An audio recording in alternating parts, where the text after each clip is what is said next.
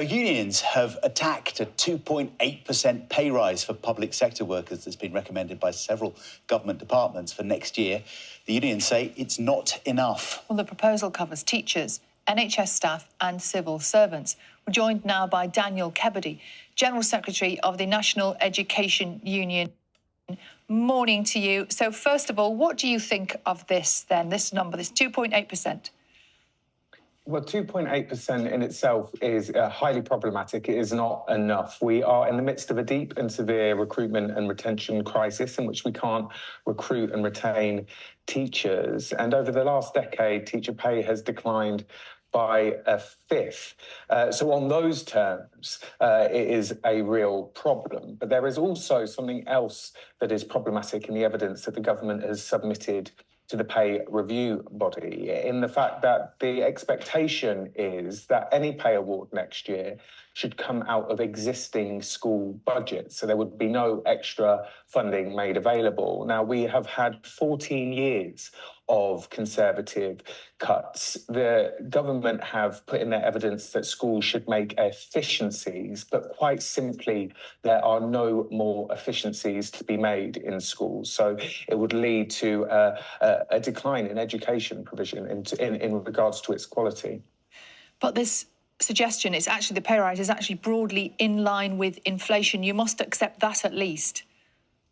Well, inflation projections as they are now, but we are in very unstable times. But average wage growth next year is expected to be around 5%. So it is significantly lower than what's expected in the rest of the economy, which would mean that teaching and other public sector jobs as graduate professions would become increasingly uncompetitive and lead to a deepening of the crisis in recruitment and retention, which doesn't only exist in education, but also exists in health as well. We can't recruit and retain doctors and nurses.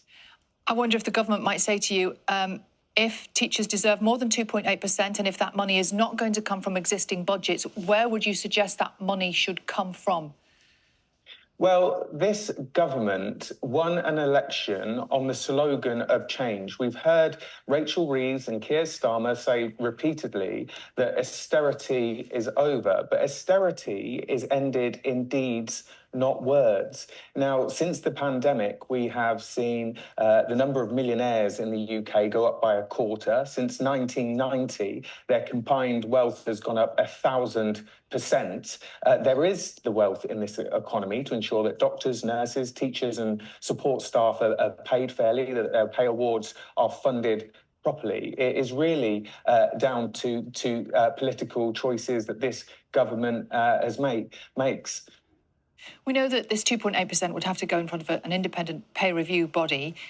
If you don't get more than 2.8%, what might you do? Might you consider strike action?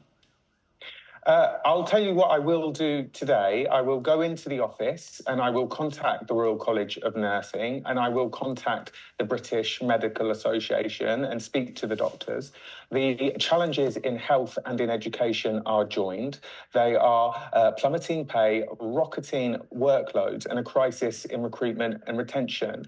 And we absolutely need to see a different direction of travel from this government. I'm curious to know, if we put the pay issue to one side, you mentioned right at the start of this interview about the challenges you have in retaining teachers, in recruiting teachers. Other than the pay rise, what else could be done to make this job more attractive, more sustainable for people who do want to go into it? Well, there is a huge issue with workload across the teaching profession at the moment, and we want to work with government to bring that down. And of course, teaching does not enjoy the flexibility that many other graduate professions enjoy. You know, it's quite common now for graduates to be working 3 days a week at home. That doesn't exist in teaching, so that has to be recognised and compensated. But pay is a key driver of the recruitment and retention crisis. In Scotland, there is not a recruitment and retention crisis in teaching, but a teacher in Scotland in their 6th year of teaching earns £6,500 a year more than a teacher in England. So this isn't just about fairness, the problems with this pay award. It is, we need a decent pay award to avert the crisis in recruitment and retention. And of course, our children need that, because at the minute we have 1 million children being taught in class sizes of 31 or more. We are seeing school restructures happening all over the place, fewer subject choices. This government's ambition of recruiting 6,500 new teachers is admirable, of securing the life chances of children is admirable, but that will not happen with a 2.8% unfunded pay award.